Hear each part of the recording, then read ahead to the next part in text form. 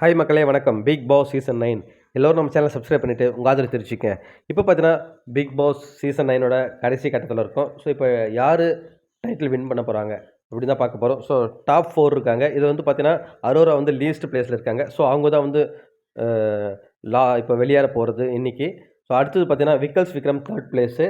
So இது வந்து confirm ஆகிடுச்சு. அப்படி பிக் பாஸில் ஏதாவது ஒரு குளறுபடி பண்ணுறாங்க, இல்லை அரோராவை நம்ம மேலே எடுத்துகிட்டு வரதுக்கு ட்ரை பண்ணுறாங்கன்னா விக்கல்ஸை 4வது ஆக்கிட்டு அரோரா 3ஆம் ஆகிறதுக்கு வாய்ப்பு இருக்குது. பட் ஆனால் அதுக்கு வாய்ப்பு கம்மி தான் எனக்கு பொறுத்தளவில்.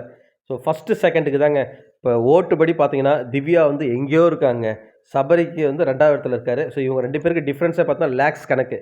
நேற்று ஈவினிங் வரைக்கும் பார்த்தீங்கன்னா கிட்டத்தட்ட ஒரு 2-3 லட்சம் டிஃப்ரென்ஸே இருக்குது இவங்க 2 பேருக்குமே. ஸோ அந்த அளவுக்கு வந்து டாப்பில் இருக்காங்க திவ்யா.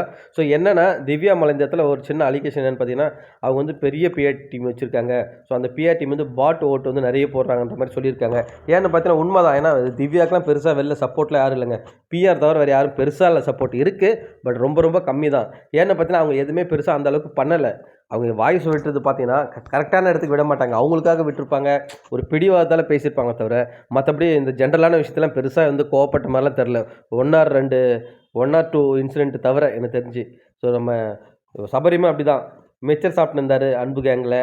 ஸோ அதுக்கப்புறம் என்ன பண்ணுறது தெரியாமல் எப்பயாவது ஒரு டைம் அந்த ஓவர் நைட்டில் வந்து 2 பேரும் வந்து என்ன சொல்கிறது ஹீரோ ஆனவங்க தான். யாருன்னா அந்த பார்வதி வெளில போனாங்க இல்லையா அந்த நைட்டில்.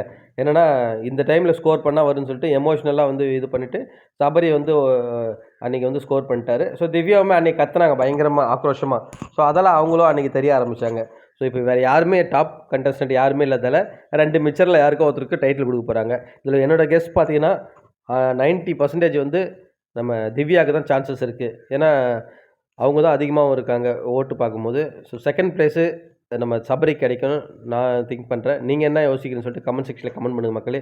மீண்டும் உங்களை அடுத்த வீடியோவில் நான் சந்திக்கிறேன்.